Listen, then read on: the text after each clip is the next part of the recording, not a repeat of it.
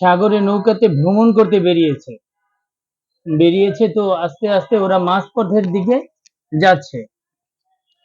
নৌকাটা মাঝপথের দিকে গেছে। তো মাঝপথে যেয়ে তখন একটা ঝড়, বিশাল আকারের ঝড় আসলো।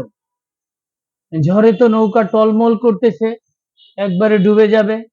সেই অবস্থায় বাংলাদেশি বন্ধু আল্লাহর কাছে ফরিয়াদ করতেছে, হে আল্লাহ, আমাদের এই ঝড় থেকে তুমি রক্ষা করো। আর ভারতীয় ওই হিন্দু বন্ধু বলতেছে যে, হে ভগবান, আমি যদি এই ঝড় থেকে বাঁচতে পারি তাহলে আমি একটা পাঠা বলি দেব, একটা পাঠা বলি দেব, একটা পাঠা বলি দেব।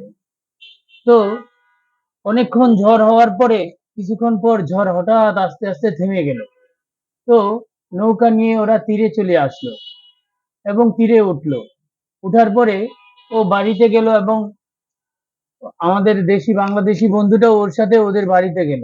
তো বলল, কিরে বন্ধু, বাংলাদেশি বন্ধু বলতেছে ওই ইন্ডিয়ান বন্ধুটাকে যে, তুমি না বলছো ওই ঝড়ে থেকে বাঁচলে তুমি একটা পাঠা বলি দেবা?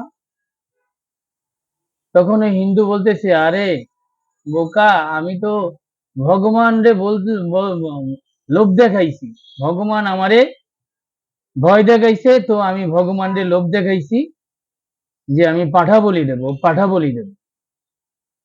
তাহলে হিন্দু মানুষের কি শেষ?